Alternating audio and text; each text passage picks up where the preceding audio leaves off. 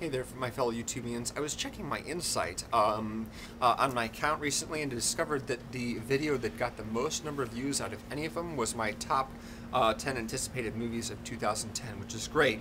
I really like making those videos. And as it turns out, last week the fall preview issue of Entertainment Weekly came out. Unfortunately, the postman mangled it, and now Daniel Radcliffe is shy one eye. He's blind in one eye now. It's very distressing. But I wanted to talk a little bit about some of the stuff that's coming out this fall that I'm excited about. Fall tends to have the most interesting stuff.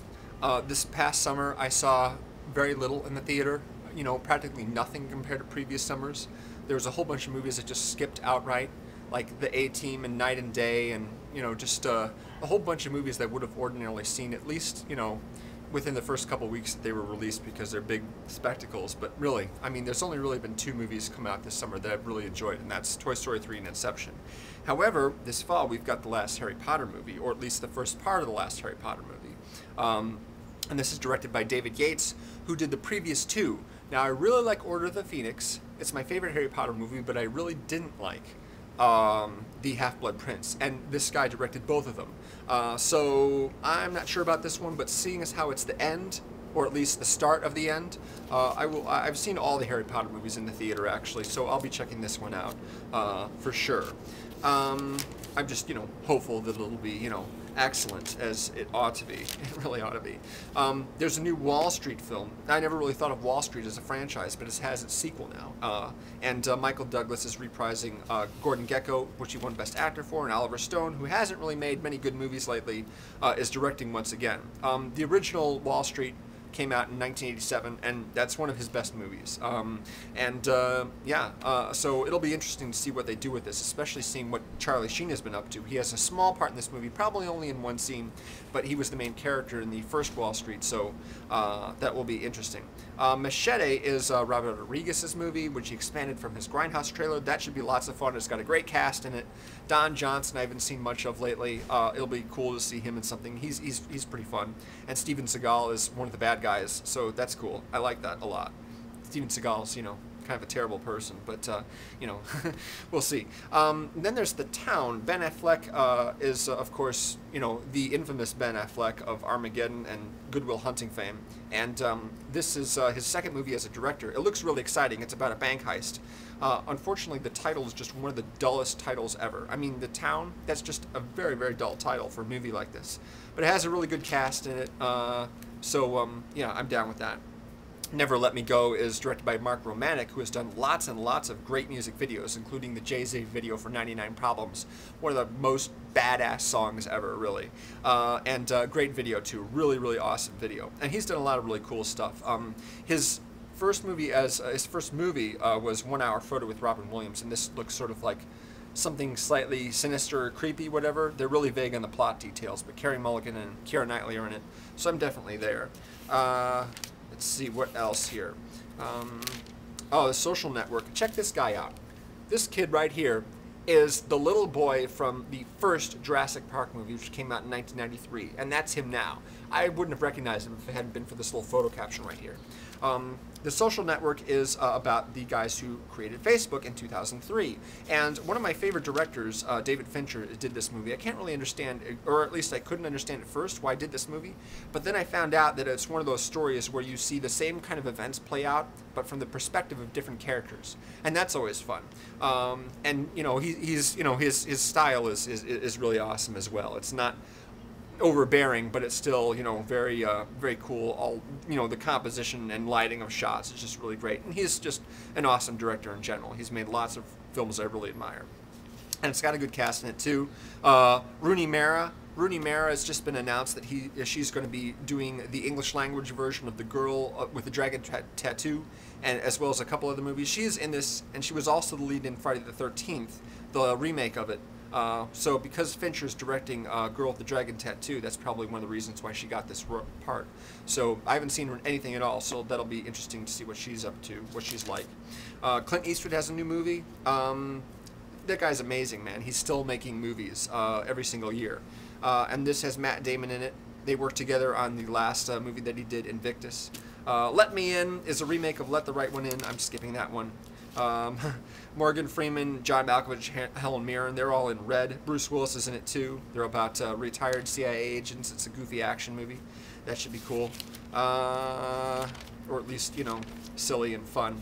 Morning Glory. Oh, this is great. Morning Glory has Harrison Ford and Diane Keaton playing the personalities on the Today Show, or something that's very close to it. It's called Daybreak. Now, when Oasis did their album, What's the Story, Morning Glory, I would use that to greet people. What's the story, Morning Glory? Little did I know that Morning Glory is actually another term for the dump that you take in the morning. And I was calling people this for years, and I didn't even know what I was actually saying to them. I'm such a jerk. Yeah, I'm not too interested in the movie itself, but it's fun seeing Harrison Ford in comedies. Normally he's playing really serious guys, so that's cool. Love and Other Drugs is by a director who has made a lot of movies that I don't like, Edward Zwick. He made Defiance and Courage Under Fire and The Last Samurai, none of which I really like that much. But he also did Glory, which I thought was good. At least I liked it back then when I first saw it. This is sort of a romantic comedy drama. Anne Hathaway and Jake Gyllenhaal are in it, and they co-starred in Brokeback Mountain, so could be interesting. Tony Scott is a new movie. He's working with Denzel Washington yet again. It's about a runaway train called it's called Unstoppable. Got a good cast in it. Chris Pine, who played Kirk in the new Star Trek movie, he's the co-star there. And you know, Tony Scott's just a guy that I like. I don't like all of his movies, but the ones I like a lot. Deja Vu. If you haven't seen Deja Vu, that's another one he did with Denzel. That's a really fun movie, really exciting. This is Paul Rudd and Reese Witherspoon in How Do You Know? James L. Brooks is the director of As Good as It Gets, as well as a number of other movies with Jack Nicholson, who's also in this movie. I think I had to tell you that I've been kind of a Reese Witherspoon nut over the years, especially back before she became famous with Legally Blonde. I was telling everybody how awesome she was. She was in this movie called Freeway, in which she basically guns down Kiefer Sutherland and talks trash to everybody, and it's so different from the movies that she normally makes nowadays. But nowadays, the movies she normally makes, I don't like all that much. In fact, I didn't even go see Four Christmases. But nevertheless, I will be interested to see how good she is in this. And if she gets to share scenes with Jack Nicholson, that will be very awesome. Owen Wilson is in it as well. True Grit is the Coen brothers. It's a previously John Wayne movie, but it's based on a novel, so this is a movie that's more based on the novel rather than a remake of True Grit, but it might as well be. Jeff Bridges, who played the dude in The Big Lebowski, he, of course, is reteaming with the Coen brothers. It also has Matt Damon again, and Josh Brolin, who is in No Country for Old Men, as the lead. So that'll be great. Always like the Coen brothers. Sofia Coppola has a new movie called Somewhere. It looks a lot like Lost in Translation, but with not as good a cast. We'll see. Gwyneth Paltrow's playing a country singer. Blue Valentine looks kind of cool. This is an indie movie with Ryan Gosling and Michelle Williams, both of whom I think are excellent. It's supposed to be a real downriver movie. It sounds amazing. I can't wait. Now this is funny. If you take a look at this page right here, you'll see that the movies The Fighter and Black Swan have been put on the same page next to each other. And what's funny about that is that the guy who directed Black Swan was originally directing The Fighter, but he dropped out, and now David O. Russell, who did I Love Huckabees, is doing The Fighter. It's about a boxer played by Mark Wahlberg, and his brother, I think, is played by Christian Bale, and Amy Adams is in it too. David O. Russell's an interesting guy, so I'll check that out. But I'm very excited about Black Swan. Darren Aronofsky did The Wrestler. He also did Requiem for a Dream and The Fountain.